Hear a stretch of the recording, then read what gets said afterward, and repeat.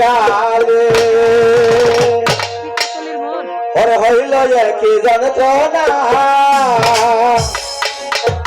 ওরে বাপের আগে তুলার বিয়া কলিকালের ঘটনা ওরে হাইরে কলিকালে হাইরে কলিকালে হইল কি যন্ত্রণা বাপের আগে করছি বিয়া কলিকালের ঘটনা হাইরে কলিকালে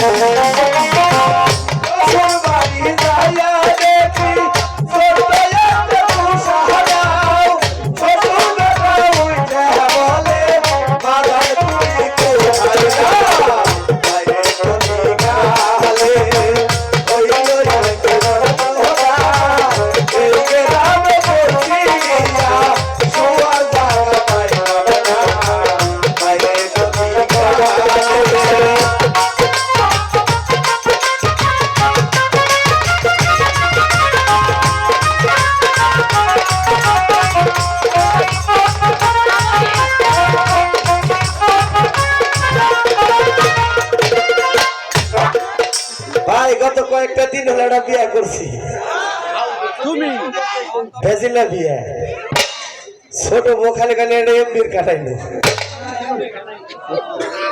আর বড় ভাইগা এটা আলতাইলো সোন আইলো লিপস্টিক আইলো দুইটা বোর জ্বালায় ভাই হারাহারি না শরীর তলে যা হইতাও হারাহারি আইরে ভাই ধারের ধার রে এরা দেশে বিয়ার ঘটকালি নাই বিয়ার ঘটকালি করুন করে খালি হয় কোর্ট ম্যারেজ ঘটক কি দাম আছে হ্যাঁ ঘটক সাহেব ভালো আছো ঘটক সাহেব এই যে আমার মনে নাল বাটো টিপ দিল আমারে আসুন ভেতরে আসুন শোনেন ঘটক সাহেব আমি এসেছিলাম হরিণ শিকারে কিন্তু রাস্তায় দেখতে পেলাম একটি সুন্দর রমণী আপনি কি বলতে পারবেন এই সুন্দর রমণী আমি জানি বলে যাবো না 100 বার 19 বার 1 লক্ষ বার জানি যাবো না তাহলে বলেন সেই রমণীর পরিচয় কি সেই রমণীর পরিচয় হলো এক পথে গিয়ে ওই স্বর্গে বলি রাজের কন্যা অজিবা সুন্দরী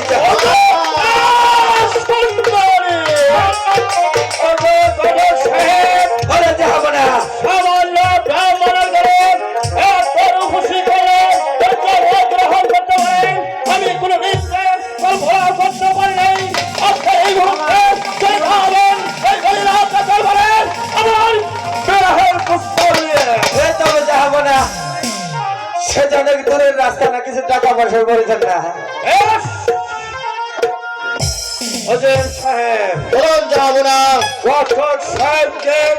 কিছু টাকা দেন বলে আসেন সুন্দরীকে চলেন বলেন দেওয়া হচ্ছে না কেন আমি এমন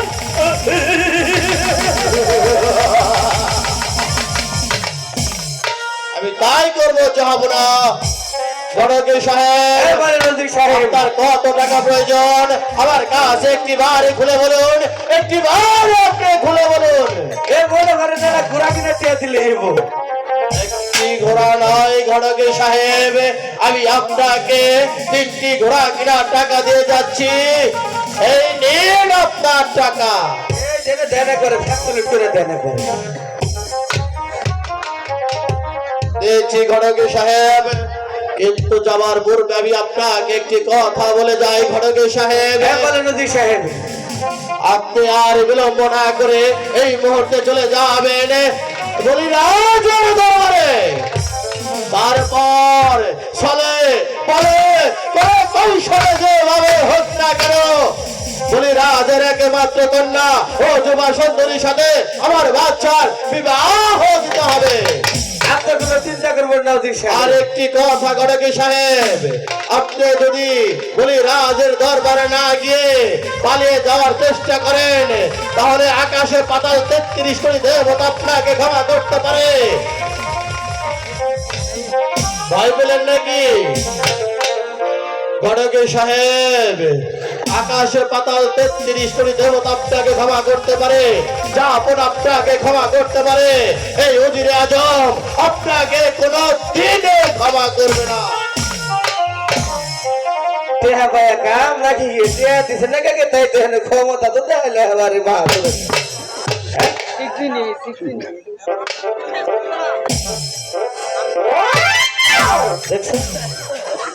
টেহা সারা বিয়া করবেন নাকি মাগল হয়ে গেছে গায়া।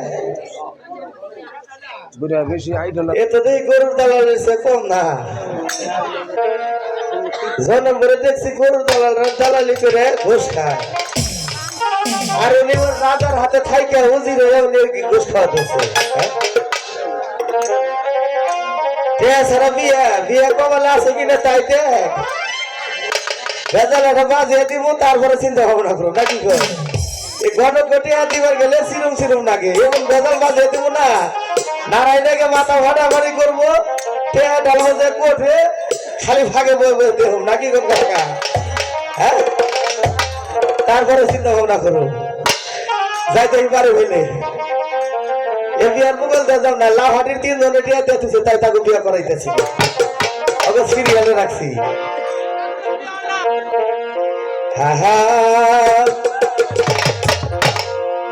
ওরে তোরা যাই না কি করবি তোরা লো,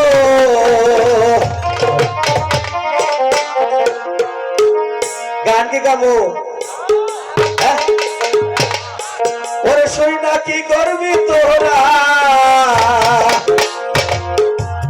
আমরা এখন বিএপি দলের বিহিতের মরা নাকি গড আর কিছু না।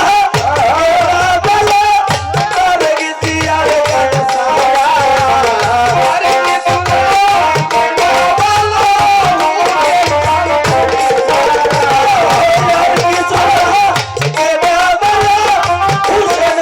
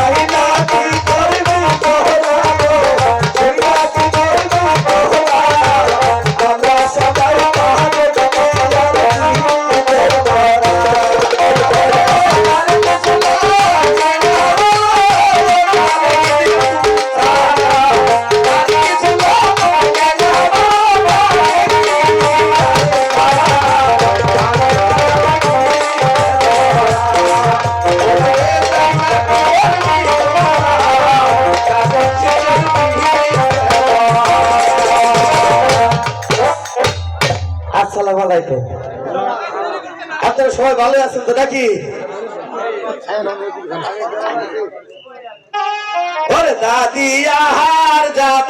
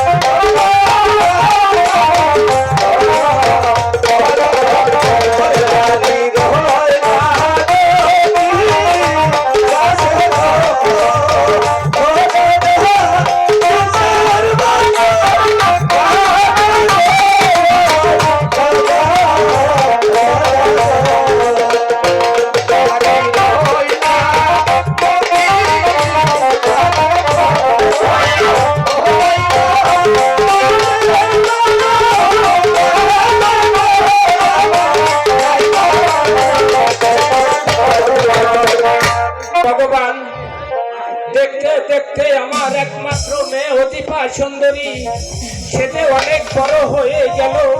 তাকে ভালো একটি সুপাত্রর হাতে তুলে দিতে পারলেই আমি আমার বাকি জীবনটা অবসরে কাটিয়ে দিতে পারতাম, অবসরে কাটিয়ে দিতে পারতাম। তাই তো বিয়ার ঘট খালি না যদি করে হারি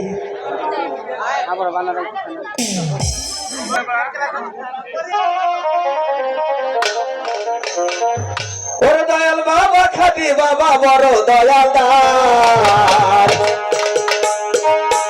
ওরে দয়াল বাবা খাবি বাবা বড় দয়ালদার বাবা রে দেখলে আমার গায়ে হইয়াছে দর বাবা রে দেখলে আমার গায়ে হইয়াছে দর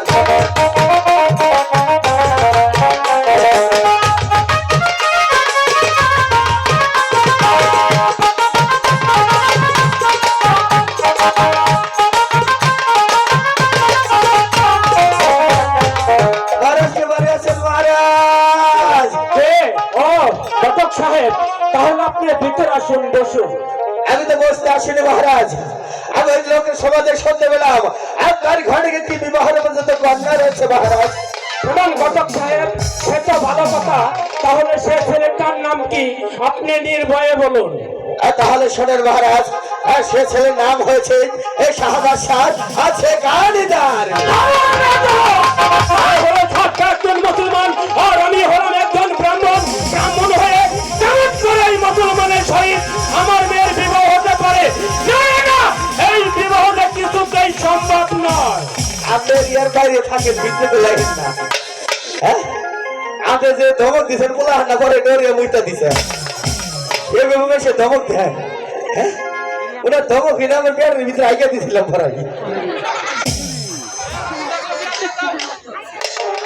মহারাজ, আপনি আর আমাকে এভাবে ধমক দেন না, আপনি রাজি হয়ে যান মহারাজ। শুনুন ঘটক সাহেব, আমি অনেক ভেবে চিন্তে দেখেছি এই বিবাহ আমার পক্ষে কিছুতেই সম্ভব নয়। মহারাজ, আমি ওনাকে তোর হয়ে এসেছি, আমাকে আপনি বাবা হুমানি করে তাড়িয়ে দিবেন না। আপনার মেয়েকে বিয়ে দিলে আপনার মেয়ে অনেক সুখেই থাকবে মহারাজ, আপনার মেয়ের কোনো দুঃখ কষ্ট থাকবে না, আপনার মেয়ে অনেক সুখেই হবে মহারাজ, আপনি রাজি হয়ে যান। শুনুন ঘটক সাহেব, আপনি কিন্তু বারবার একই কথাই বলেছেন, আপনি যদি স্বইচ্ছায় আমার বাড়ি থেকে বের হয়ে না যান, আপনাকে আমি ধাক্কা দিয়ে বের করে দিব। এদিকে কেদার উড়ে গাড় করে খেলাম, তাকে হোমান হইলাম না, আর এই কটা মাসে সানো হোমানো। মহারাজ, আপনি আরেকটি বার ভেবে দেখুন মহারাজ। শুনুন ঘটক সাহেব, আপনি কিন্তু সীমা ছাড়িয়ে যাচ্ছেন। আপনি যদি আমার বাড়ি থেকে বের হয়ে না যান, আপনাকে আমি দারোয়ান থেকে ধাক্কা দিয়ে বের করে দিব। ভালোই লাগে, খালি ধমক করে, কিন্তু মানুষের এত রাগ থাকবো কে? কত মানুষ পীড়িত করে বাইরে গেছে, মেয়ের আবার দাম ফেলাইছে।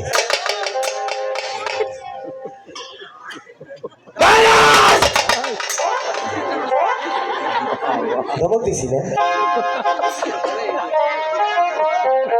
মহারাজ এই তো আমি চলে যাচ্ছি এই তো চলে যাচ্ছি আপনি আমাকে যেভাবে অপমান করে তারে দিচ্ছেন এই অপমান করে দিলে বরখাস্ত করবো না ছেলে ভালো গেলে বসলে যেভাবে হোক টাকা হোক আপনার কত বছর থেকে আমার বাসা হাতে চলে দেবই দেবই দেবই হে ভগবান দেখতে দেখতে আমার একমাত্র মেয়ে অধিকা সুন্দরী সেটা অনেক বড় হয়ে গেল তাকে ভালো একটি সুপাত্রর হাতে তুলে দিতে পারলে আমি আমার বাকি জীবনটা অবসরে কাটে দিতে পারতাম অবসরে কাটে দিতে পারতাম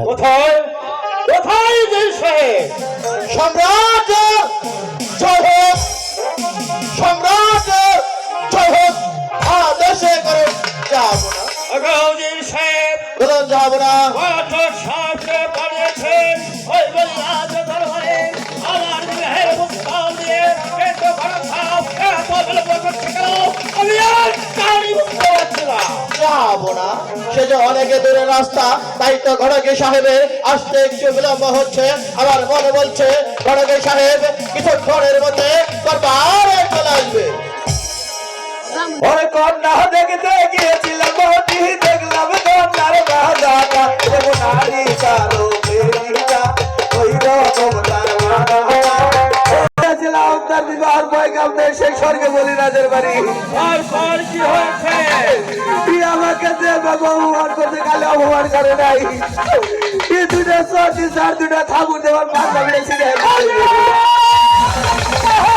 অপমান অপমান অপমান বলি রাজ করেছে ঘরেতে সাহেব অপমানে যাব না ওই বলি রাজ শুধু ঘরেতে সাহেব অপমানে করেনি সে অপমানে করে চাপটাকে সে অপমানে করেছে আমাকে সে অপমানে করেছে ওই রানীনগরের সমস্ত প্রজাগণকে তাই আপনি আমাকে একটি বার আদেশ করুন আমি এই মুহূর্তে উল্কায় রেখে চলে যাবো বলি রাজের দরবারে তারপরে বলি রাজের সাথে যুদ্ধ করে বলি রাজকে পরাজিত করে তার এক মাধ্যমে অধুপার চুলের মুঠি করে নিয়ে আসবো তার দরবারে তারপর ভালো একটা মূল্য আড়ে আপনার বিয়ের কাজের সমাধান করবো তাই দেখে তুমি যাবো না কতবারই তাই করতে হবে আপনি এই মুহূর্তে উল্কায় রেখে ছুটে যাবেন ওই বলি রাজ দরবারে তাকে যাবেন কত সাই বছরে আপনার করবেন ওই কদিন দুসমতে এখানে সর্বত হবে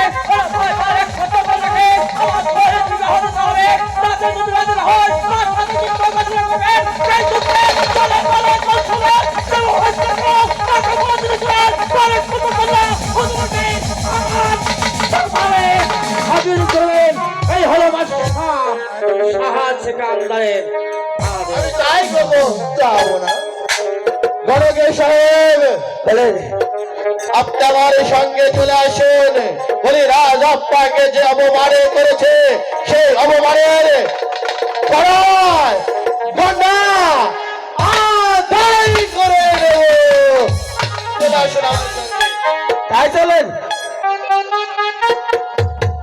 সারা বিয়ে হাইরে গরম হয়ে গেছে ভাই আমি তো কান্দি নাই কান্দার ভাত ধরে তুই সটিয়ে দিছাল ফুট করে দিলাম বলছি না বিয়ে কবলে থাকলে থাকা হরে নাও থাকা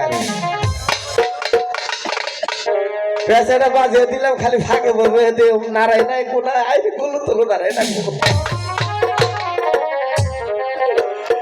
ও বাবাই গো বাবাই গো আজকে কানা ভাত খাই আমার কোদর বাড়ি দিয়ে তাও হইয়ালে কই হাতি বাচ্চা দিতে দিলে গো আইরে দুধের কোদর তুমি গো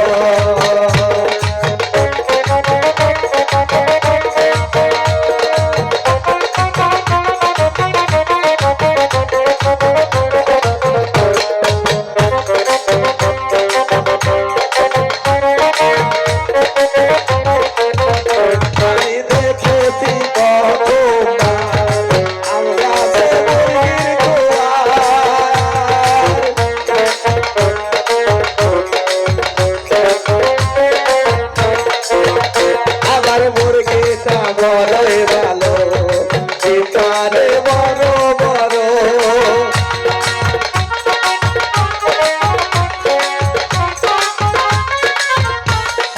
সেই দিনটা খাইলে পরে এলাস্টিক হবে ভালো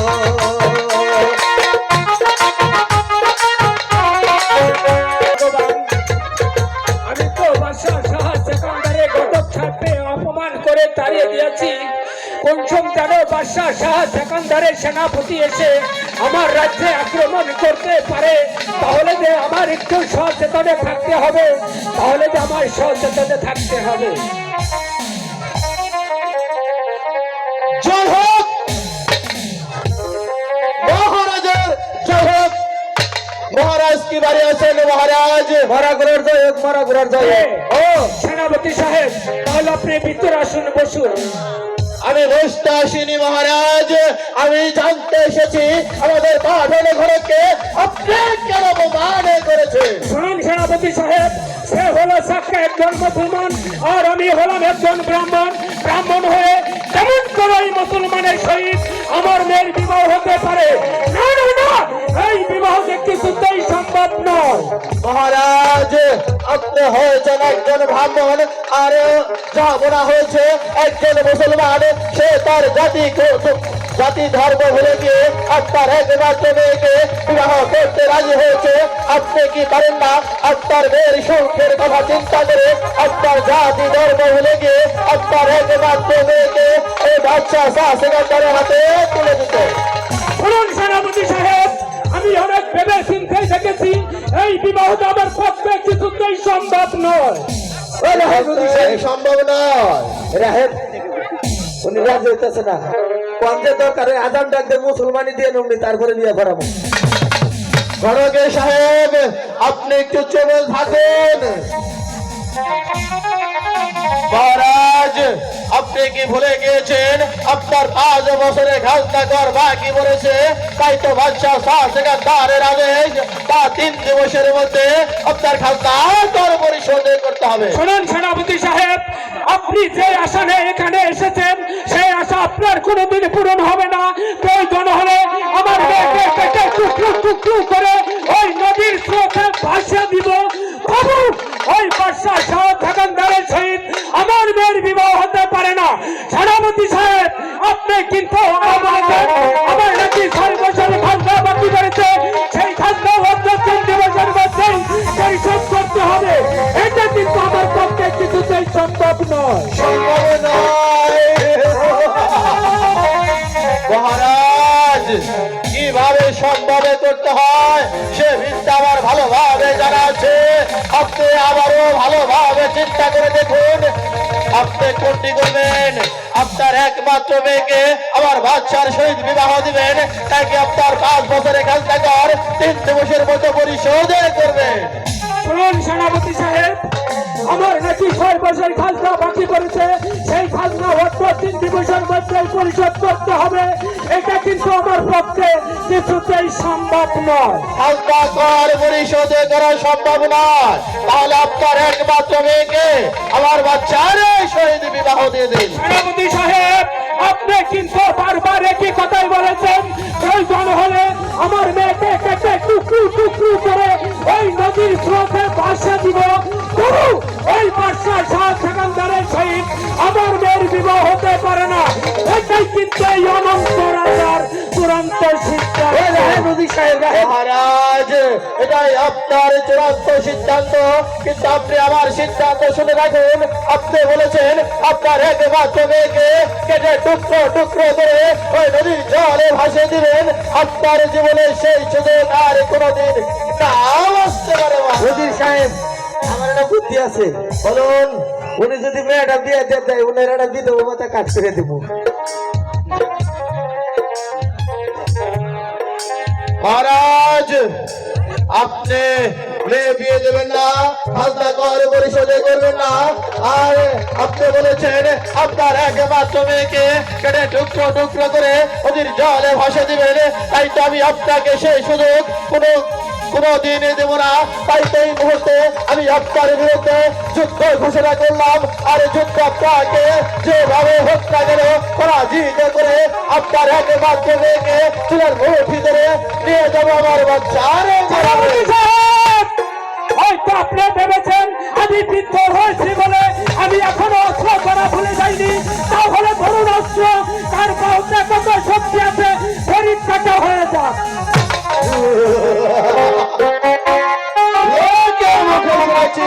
পিপিলিকারে দেখা গজায় পরিবারে করে, তাই তো সে আগুনে ঝাড়ু দিয়ে মরে। করুন অস্ত্র, দেখা যায় কার বাহুতে কত শক্তি। হুজুর সাহেব, বলুন খড়ক সাহেব। আপনি হলো বাদশাহ বাড়ির উজির, আপনি উনার হাতে নাড়ে করে হাত নষ্ট করবেন কি? আমার কাছে দেন। আমি হলো মির্জাপুরের থানার হলো ক্যাপসুল। এই অস্ত্র আমি বাইরে অবস্থা করছি।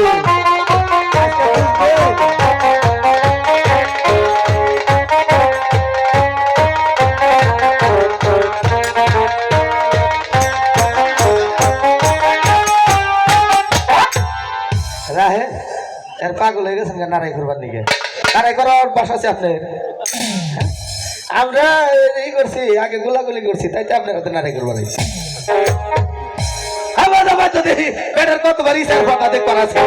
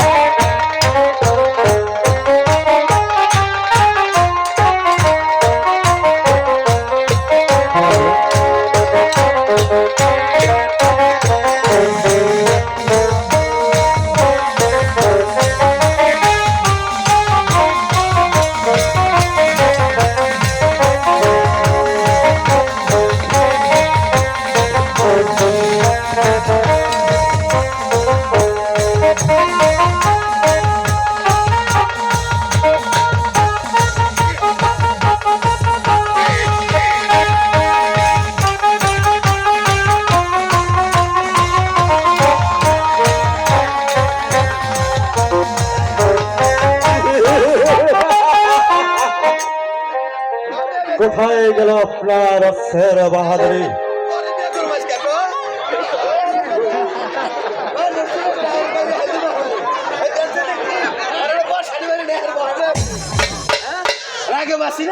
বল মহারাজ, এখন আপনি কোনটা করবেন? ধনঞ্জয়, প্রয়োজন হলে আমার মেয়েকে কেটে টুকরো টুকরো করে ওই নদীর স্রোতে ভাসিয়ে দিব। তবু আপনার মতো বাদশা শাহ ধনঞ্জয়ের সহিত আমার মেয়ের বিবাহ হতে পারে না। তাহলে তাহলে আমি আপনাকে এই পৃথিবীর মুখে বসিয়ে রাখলাম। আমি আপনাকে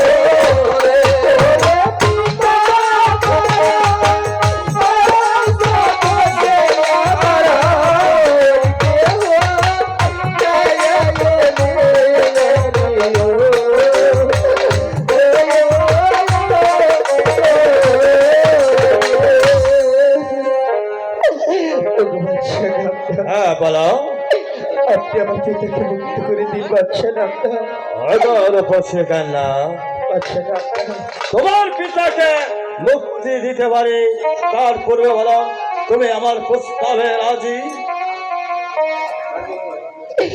পিতা পিতা অজিপা তুমি রাজি হয়ে না অজিপা অজিপা তুমি রাজি হয়ে না ওগো পিতা আমার চোখের সামনে নির্মম ভাবে এমন করে আপনার গায়ে আঘাত করবে আমি তো তা সহ্য করতে পারবো না পিতা অজিপা ওরা আমাদেরকে যত অত্যাচার করুক না কেন তুমি রাজি হয়ে না তুমি রাজি হয়ে না আদর কান্না বাচ্চা নামটা আমি এখনো বলছি তুমি যদি আমার প্রস্তাবে রাজি না হও তাহলে তোমার পিতা আমার হাত থেকে কোনোদিন রেহাই পাবে না তবে শুধু শাস্তি নয়, পিতা পিতা ওগো বাচ্চা নামটা হ্যাঁ বলো আমি আপনার প্রস্তাবে রাজি আছি বাচ্চা না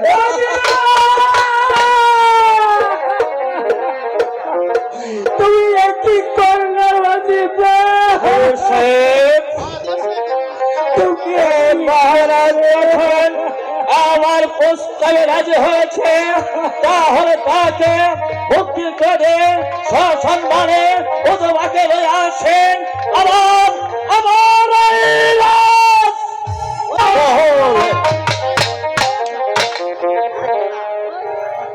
পিতা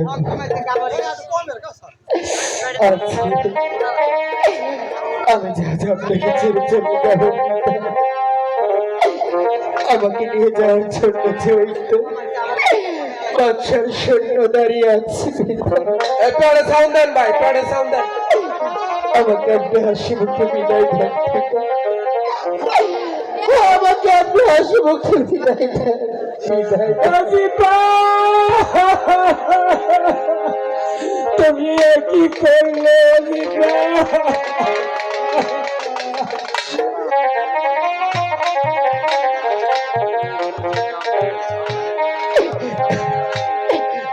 বিদায় দেন বিদায় দে পিতা তো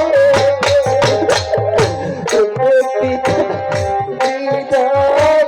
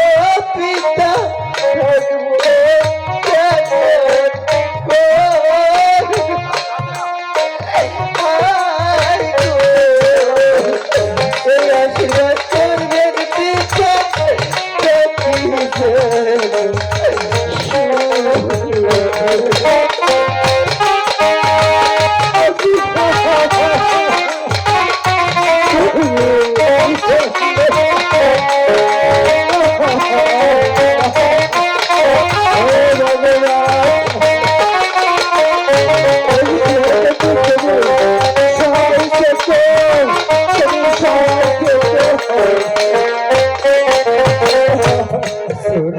ছোটবেলার খেলা সাথী গো, সখী যাচ্ছি তো